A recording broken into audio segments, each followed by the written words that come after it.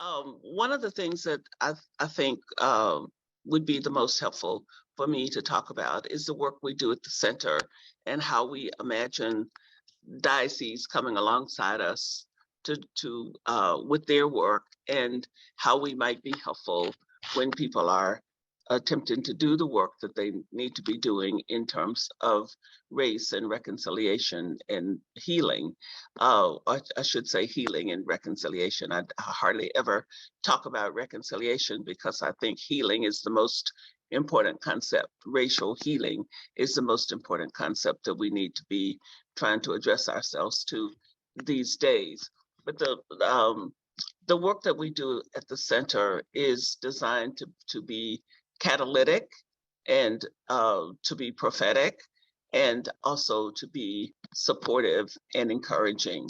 And we say that the Center for Racial Healing, the Absalom Jones Center for Racial Healing, which is located in the Diocese of Atlanta, but supported by Bishop Michael Curry and the Episcopal Church and the Diocese of Atlanta, that our work is, the center is a place, a brave space where the truth can be told.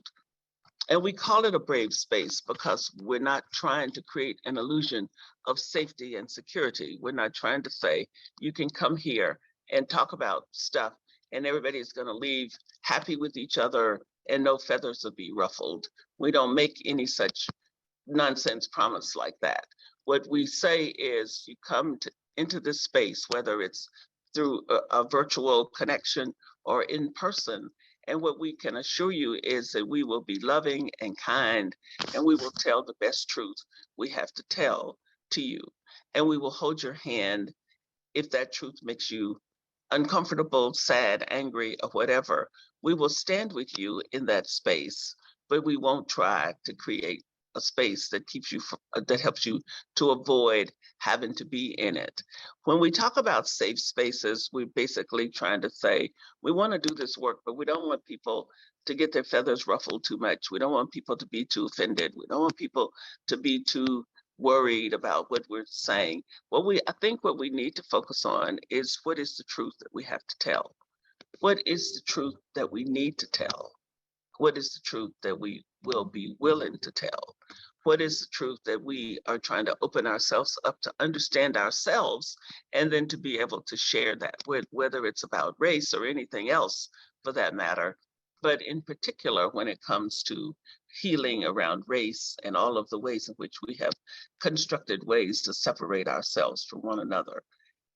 So my work for the last 50 years has been about trying to figure out how we build bridges inside of ourselves that help us to then build bridges external to us. How do we work on the inner lack of connections that we have with ourselves? How do we work on those spaces inside of ourselves that need healing and need to be brought to the light?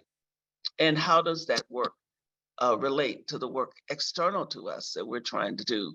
We too frequently want to split this work up and make it all about either it's all about inner work or it's all about outer work.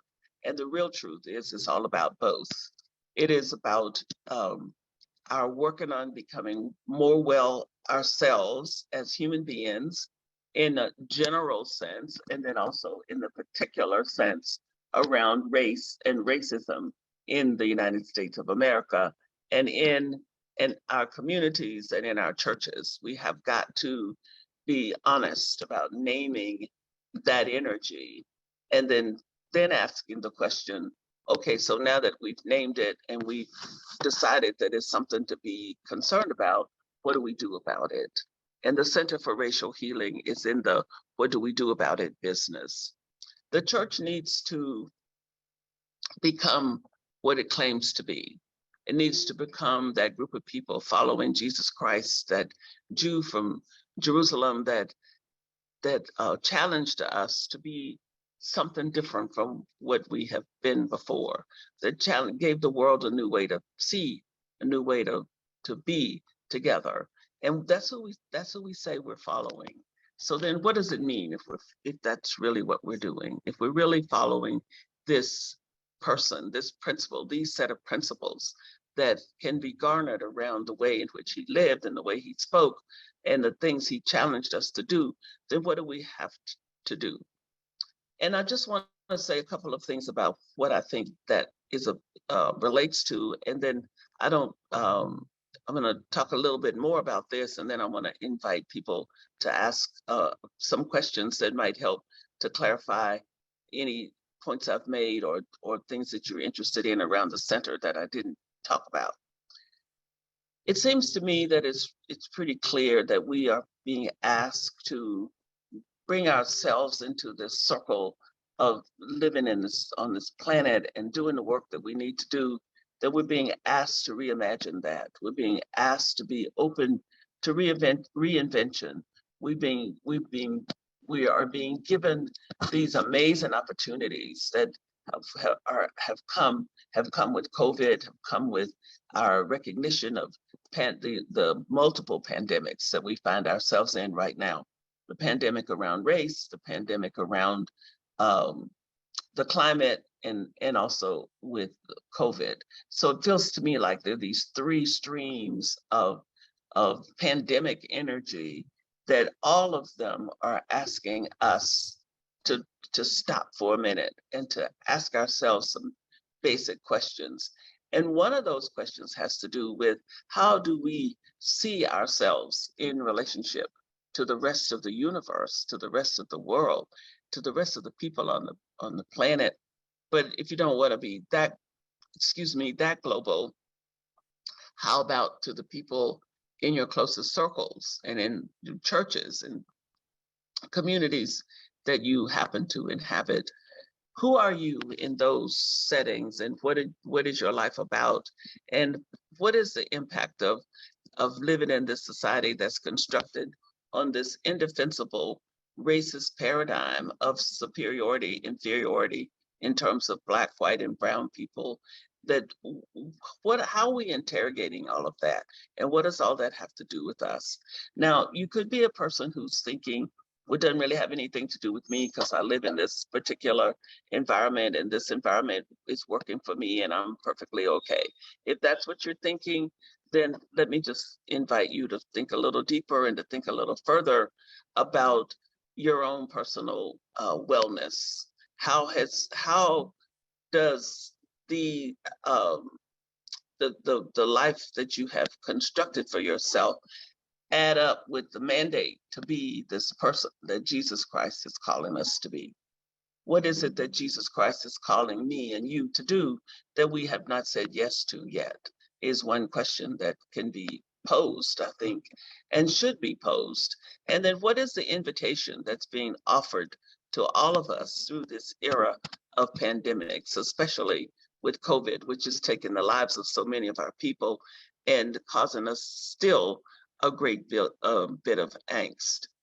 So you will notice right off the bat that I'm always asking questions, because I believe, as Rilke has said, that if we ask questions until we can find a pathway through the questions to a solution. He talks about that when he writes to the young poet that is inquiring about life. He tells him, be patient toward all that's unsolved in your heart and learn to love the questions, because it's in loving and living the questions that you live into some answers. And I think that that's really true, whether you're talking about individuals or you're talking about institutions or collectives of people, that eventually the living into some answers happens, because that's how the process will work. So what are the questions? What are the questions that need to be framing for you in the Diocese of Vermont as you navigate your way through this period of pandemics, as you navigate your way through the challenges that face you? And what do they have to do with racial healing and equity? And how do you want to find yourself located in that discussion? Where do you want to be? And what does it take to get you where you want to be? And what is the pathway that you're intending to follow to get there? I know that since the murder of George Floyd in 2020, there's been a lot of opening up of spaces that used to be fairly closed around the whole topic of race. And that's really well and good. And I find myself being encouraged by that, but also find that I want to be cautious in kind of being sure that we're not just seeing kind of a knee-jerk reaction to a big issue that's going to dissipate and eventually just go away.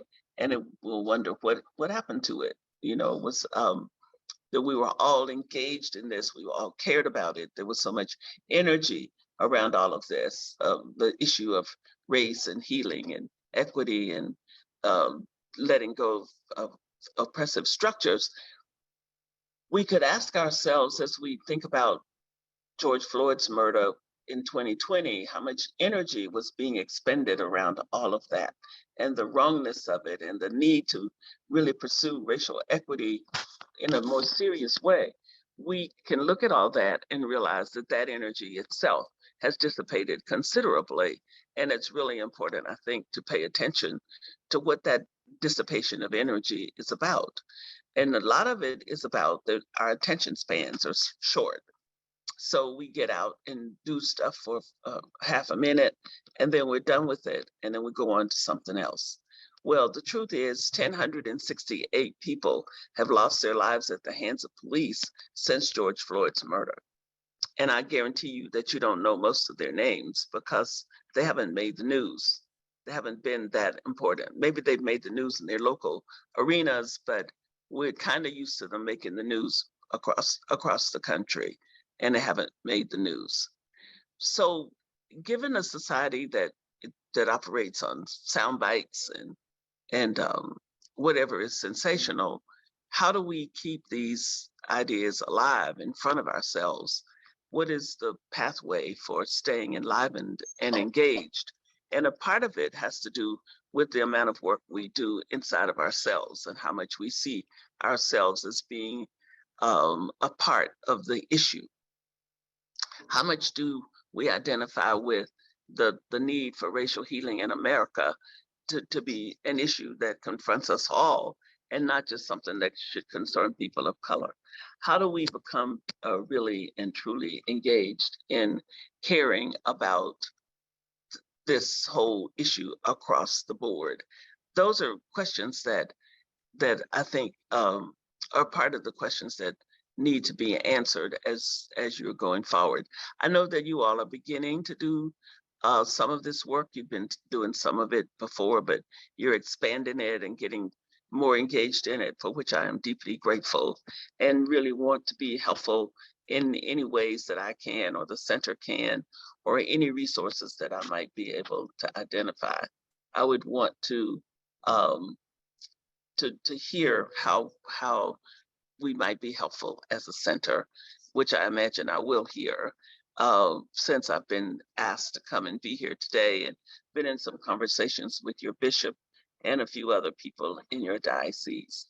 So the work that we do is connected to helping dioceses design their own Dismantling Racism workshop, a day-long workshop that we have designed started for the Diocese of Atlanta, and then it's morphed into this center. So now it's become work that people can engage with us about. And because of COVID, we had to become a virtual center, which we did very, very nicely, thanks to the marvelous tech help that I had and my willingness to be a little kid and just play with technology till I get it right. My son and my young coach are both so pleased that I, as a crone, would engage with this work as I have with having to go to the virtual platform. But the virtual platform has been a gift to us and has opened up many avenues that would not have been open before, and allows us the opportunity to share our understanding of what the message is across a much wider audience. So it's another one of those cases where there's a blessing in the disguise of the chaos and craziness. And if we pay attention to that, it becomes a gift. If we don't pay attention, then it becomes something that's not as positive. So I think I might want to just stop right here, Bishop Shannon, and let's see if you or others would have questions about our work. And if not, I have much more stuff I can say, but I don't want to just uh, not allow for if there might be a question or something that someone wants to raise that could be to make it easier for me to give you the rest of the information that you would find helpful from this bit of time that I have to be with you. Thank you. I will say before we open up for questions, if there are any, we will be working with Dr. Meeks and the center to develop our own anti-racism training, which some of you have heard that is in the works. And Ken and Walter will be sure that we get that up and running as soon as possible. I understand, though, that it takes, does it take like 6 months to develop that, Dr. Meeks? Do I remember right? Pretty much does, because it takes a while for people to really get clear about the approach that we like to teach, which is a Eucharist-centered approach or a baptismal covenant-centered approach, because we want to make sure that people understand that dismantling racism and racial healing is directly related to spiritual formation, that is directly related to being a follower of Jesus Christ, and that it's not some social justice issue, it's not a political issue, it's a part of the spiritual journey. And I think that that's been a hard concept, which has been a little hard for me to understand why it's a hard concept, because it seems so clear to me that to do this work is to be faithful to what we have been called to be as a church. So it takes a while to get a group of people to kind of make those connections and then to develop something that fits the particular diocese, because we're not trying to say there's any one size fits all model. The one size part is that it's all about spiritual formation, and then how you implement that, how you design what you want to do, how you go about helping people to connect to that truth is pretty diocese centered. You know, that your diocese with your native, your indigenous population would be way different from our diocese in Atlanta with a higher population of African Americans. So we're trying to leave flexibility and space for people to be creative and imaginative, and also for the spirit to work. And so it takes a little while for that to all come together. Thank you. Looks like we have a question from Titus Pressler.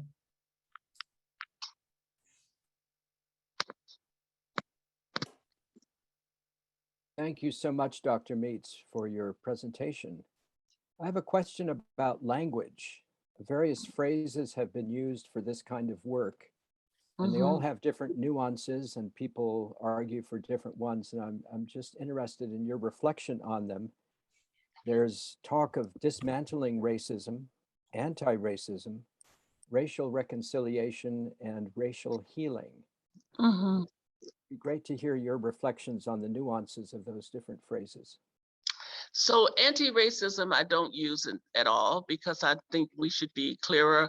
I mean, I think we should be speaking about what we are for rather than what we are against. So dismantling racism, we still call our workshop the Dismantling Racism class, and our center is called the Center for Racial Healing. I think that racial healing is the best of all of those terms, to be quite frank, because I believe healing is what we're really after. And I think it's important to be clear about what you're trying to do, and your name helps to make that clarity possible. When we used to call ourselves, the commission in the Diocese of Atlanta used to be called the Anti-Racism Commission. When I became chair, we changed the name at the invitation of Bishop Wright and the interest of some of us on the commission, to Dismantling Racism Commission. The Commission for Dismantling, the way it read was Beloved Community, Commission for Dismantling Racism, which was a switch from the Anti-Racism Commission. And I think that some of those words are kind of limiting, and it's important to be as positive and kind of forward looking as possible. And so to make a statement about where it is you're intending to go, racial healing just has a different kind of energy to it than saying you're an anti-racist. You know, I mean, I know that anti-racist right now is real popular, but it doesn't communicate what I think needs to be communicated in the communities of faith, because we're not just about being against something. We are about healing and repairing and building bridges and creating new community. So how do we choose a name that encompasses that? I never talk about racial reconciliation because I don't think there's any place for reconciliation at the moment in the conversation or the work.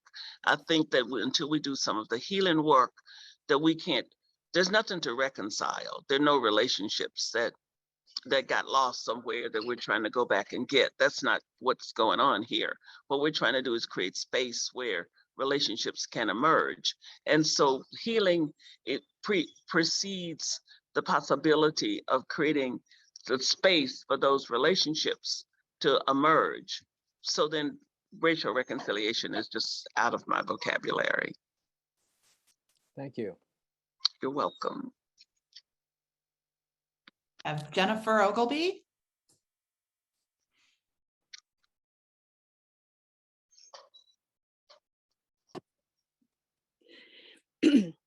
Dr. Meeks, thank you so much for joining us here in the Diocese of Vermont. I really appreciate your work, and I appreciate you talking about healing as part of the title and as part of your work. We have formed a committee or a ministry team to work on this kind of work in our church. And one of the first things that came up was people, we talked about a little bit about white privilege. And once that name was, once white privilege was mentioned, it caused a great deal of angst. And one person actually left the church for a while. We're hoping with a good deal of healing, she'll be able to come back. But what can you shed any light about white privilege and how we go about discussing that and without causing a big, huge uproar, or do we just ignore it? Well, I don't think there's any way to do the racial healing work that has got to be done without causing an uproar. There will be disruption. There will be an uproar. There will be people who find it untenable for them to engage in the conversation, perhaps. Unfortunately, this is the truth. But the other piece of the truth is that you just need to keep on telling the best truth you can tell and creating space for people to be loved and accepted, regardless of where they find themselves located in that story. So white people who cannot deal with the fact that they have privilege need to go sit quietly by themselves for a while and contemplate what that's about and what that means and why it is so difficult to understand that in the United States of America, white skin gives you privilege that other people don't have. You know, white people have said to me, well, I don't have any privilege. We didn't have privilege. We grew up poor and I've worked hard for everything I have. I'm sure all those things are true, and I respect all of that in a great way. The truth is that in this country, your white skin, no matter how poor you were, no matter how poor you are now, gives you an advantage over somebody whose skin is not white. And that is a fact. And you don't have to believe it, you don't have to like it, but it is true. And everybody whose skin is white has that gift of privilege on the basis of white skin. Now, there's a completely different piece to that conversation, which has to do with, so what do you do with that? So what? You know, do you sit and lament about it and argue that it's not true? Or do you say, well, in that case, let me see what can privilege do to make the world better? You know, so I think that if people can start seeing it seeing the concept of white privilege more as in a way, it's a resource. It's a resource that you have, and you can decide if the resource is just going to benefit you or if you're going to allow it to benefit others.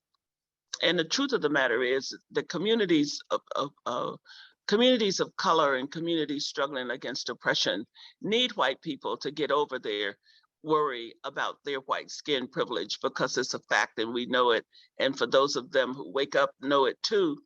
So to get over that and let it and put it on the sideline and then look at yourself and say, okay, so what can I do now? You know, for instance, I have to see myself as a woman with privilege. I have a PhD from Emory. That gives me great privilege in the world that somebody without that credential does not have. And many of my sisters and brothers in communities of poverty and color don't have. Now, I can sit for the next years lamenting about it and arguing about whether I have the privilege or not, or I can say, how can I help? How can my PhD help people? How can I use my education? How can I bring others with me, you know, into the circles that they wouldn't ever get a chance to be in, but I'm in that circle and I can bring them in. So I want to encourage white people to quit having such thin skin about the reality of what white skin has meant in this country and start asking, what can I do with that? I think that would be a much better response than, you know, just kind of sitting around being distressed because somebody has named what is in fact the truth. We know that white skin in America is valued above Black and brown skin. Now, anybody who doesn't know that, who doesn't believe that, needs to just kind of interrogate why they can't see that. So I would say to folks, let's talk about this privilege thing in terms of what does it mean then for us to recognize this in a way as a kind of upside down gift, because you know, you didn't have anything to do with being born white, and I didn't have anything to do with being born Black. We're here, but then, so what do we do with that? And we sit around for the rest of our lives to having a debate, or do we see how we can put to use who it is that we have come into the world as, and what can that do to help make the world better? So I just want people to get past some of that. It's a little bit of a debate that needs to subside, because you can look in every facet of life and see that white skin has a higher value than Black skin. If you want to spend your time doing that, you can check that out. You can verify that pretty easily. And once it's done, then what do? You can't quit being white. You're not going to quit having privilege. So what are you going to do with it? You're just going to sit and try to get rid of it by arguing about it? Or are you going to see if you can actually use it to the benefit for the common good? You know, I can use my education for the common good, and I can be grateful that I have it. So I hope that helps your question. And I see other hands up, and let me play it so we can hear their questions. Thank you. Marcia Minor.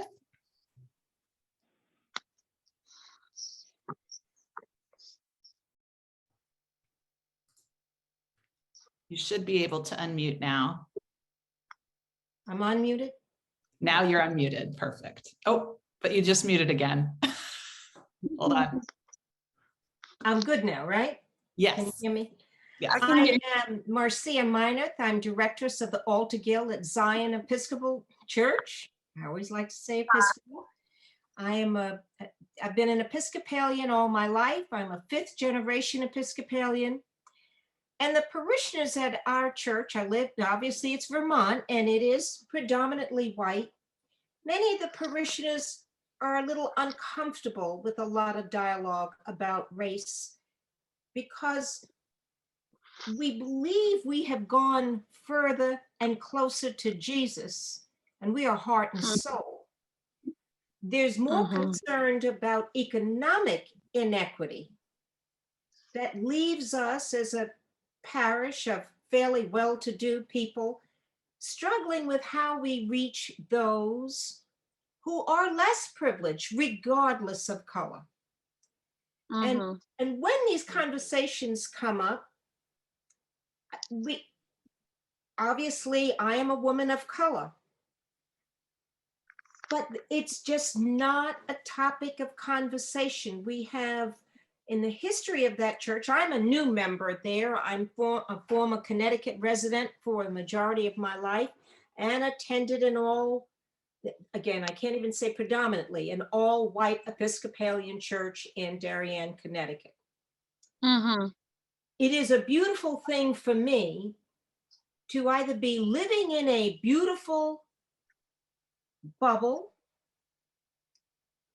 and being able to flow and to move in and out with people that I would not be afraid of being in an elevator with if the lights went out. Mhm. And so I think there is a different dialogue that we use. And I'm listening to you, there's this thin line between education about the topic and accusing. Mhm. Very often in the topic of education, people might feel accused. And so we just, I don't know. I want to believe that we are ahead of the curve when it comes to receiving people regardless of color. But it's not Well, to say that we shouldn't educate ourselves, because there are things going on that we have been protected of, and we need to know it and recognize it. I think that's right, Marcia. And I think if you all had it also together, that the conversation wouldn't be complicated. So I think the fact that there's some complications around trying to engage the conversation around race is a clue that you need to engage the conversation around race. Oh Because gosh, it comes up so often, and what it ends up with, and one of our junior warden is Black. I mean, this is a predominant, it's David and me, and nobody, if you asked any of them which one of them are Black, they'd probably have to say, I can't tell you until I see them next week. And if it's La La Land, we're living it at Zion. well, I think if they don't know what color you are, it is La La Land. Because I think they Dr. Weeks, they do, but it's deeper. And I'm very sensitive too to anybody that would be patronizing or not accepting me for what I bring to the table. And I mean, clearly they recognize that I brought some skills from St. Luke's in Darien, and asked me to be the directress of the church from what they saw in my heart, my skills, and my voice. And but I hear you. And when the opportunity presents itself in the right way for them to receive it on the platter and not feel offended. David and I share this conversation quite often. What is our role? But but as a parish, I think we are extremely concerned about economic inequality. And here, it's white poverty. Right. I think that to move away from a discussion of race to talk about economics is to avoid the topic of racism in the people who are doing that. And the lack of willingness to engage in the conversation, to me, is a statement about the need to engage in the conversation. And you can't change the subject, because while economics is a serious issue, and impoverishment is a serious issue that needs to be dealt with, race is still an issue. And it's especially an issue in a predominantly white church that doesn't have to deal with it. So I'm not convinced that conversation, though it's a difficult topic for folks in your parish to want to embrace, I think when they get to the point that it's not a conversation to be avoided, and they do embrace it because they have plenty to learn. I don't know them, but I know they've got plenty to learn. That they need to be embracing both the racial issue and the the economic issue, because they do go together. It You know, just- you don't get to just- pick and choose here. Just as an aside, Nellen, we did have survivors from the shooting at the Bible study, the survivors, and we had a packed house to that. Yeah.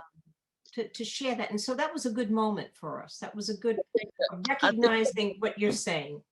I think that's wonderful, and I applaud any efforts that you put forth to make a difference. But I do think that some deep conversations with one another, and white people have to understand that just because there are not many Black folks around, or brown people, or indigenous people, or whatever, doesn't mean that you don't have to do this work and engage in this conversation and interrogate yourself.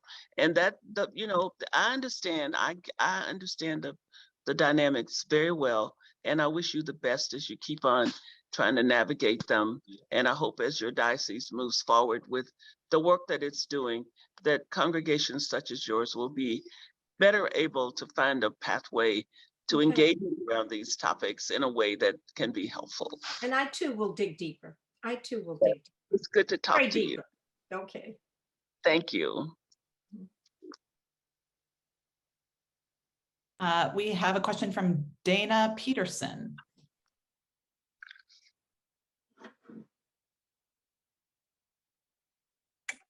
Yes, thank you and welcome. Thank you, Dr. Meeks. I'm sitting here, I'm a member of Trinity Rutland, and as we are talking and having this discussion, a couple of thoughts pop into my mind, and I'd like you to try to help us address them. One is the complexion of our state and the way we would identify diversity and diversification. As the speaker just before us, Marcia, mentioned, there is a question of socioeconomic disparity, which also certainly needs to be addressed through an equity lens. But how do we engage in partnerships for promoting diversity and engaging in diversity and being all inclusive as the body of Christ? As a secondary thought, I know as an educator myself that there are two ways, well, there are probably multiple ways, but when we're working with young people, we often think about changing behavior and changing language. Most people, if they are unfamiliar with something or have not had the opportunity to engage in that or experience it, need something that is concrete, that provides them with an example to enter into that conversation. If you could comment on that, I would very much appreciate it. Thank you. Well, one of the ways I think that we could approach this is for people to start asking themselves, what does racism have to do with them? You know, one of the fallacies that white people have is that they think racism was about injury to people of color and has to do with people of color only, and that they are not, that they somehow are exempt from the wounding of racism. And I think that one of the approaches that I think is very helpful is to explore what are the threads of wounding that racism has created for white people. And then do you want to work on getting well from that wounding? Do you want to explore those threads instead of just always assuming that it's got something to do with non-white people? And if there are no non-white people around or in my environment, there's no problem. Well, you have been wounded yourself by racism, and you just may be totally unaware of that and maybe never even thought about it, but it needs to be thought about. So I would encourage communities where these conversations are a bit difficult to start, to get it started around that emphasis, rather than going out to try to save somebody else. That you're trying to recover some health for yourself, some wellness for yourself, because you've been wounded by living in a country constructed as our country is constructed. And everybody has been wounded by this way that we've constructed reality here. That is something we don't talk about enough. And so if you think you're an exempted member of the group, then this doesn't concern you, then it's easy to want to avoid the whole thing, or to think, well, why bother? Because they know these people are not here. But that shift, it may sound a little subtle, or it may not even sound worthwhile, but that is a shift that I think can create a space for a deeper conversation. And by the way, there's a wonderful book by Wendell Berry I think it's called it may just be called The Wound, but you know the poet Wendell Berry. And so, and when you look it up, you can find it fairly easily just from his name, I think. The Hidden Wound, I think, is maybe what it's called, Dana. And it's about racism's wounding of white people that the white people don't get. So I would start there, talking to them, and then see, do you want any healing for these wounds, or do you want to just carry them to the grave? Susan, I see your hand up, but Bishop and Canon Walter, I'm mindful of time. Can you offer some guidance? Oh, yes. Yes, because we're behind schedule now. 3 minutes. By 3 minutes. Yeah, and so is it, well, Susan's trying to say it's okay, it's okay. Oh, okay, all right. Thank you, Susan. I had a feeling all of the things that we're talking about today, we could spend a whole day on each of them. And this will not be the last time we have these conversations, and certainly won't be the last time that Dr. Meeks is with us. Thank you so much for doing double duty today and sharing your mind and your brilliance in 2 different places at once. You're welcome. I appreciate the interest that your diocese is putting forth. We're beginning to deal with this subject in a more intentional manner, and people's concerns and people's questions. I want to be helpful in whatever ways I can. And I deeply appreciate every effort to destabilize the systemic racism in the United States and in our communities and in our churches, because every effort, no matter how little it seems to us, destabilizes it, and it helps to create the space for the possibility of real equity to come into being. So I'm grateful to be there. Thank you. Well, we're going to get to benefit from more of your work as we have our next presentation anyway. So, and I think you already know what's coming up with the people that were on the pilgrimage with you all was that this spring? Yeah, the Justice Pilgrimage. Summer. It was this summer, yes. Yeah, Justice Pilgrimage, yes. Yes. Well, it's Thank good to you. see Bishop Shannon, and I hope the rest of your convention is a blessing, and I look forward to when I need to reconnect and get moving forward. Thank you. Blessings on the rest of your day. All right, thank you. Take care. Mhm.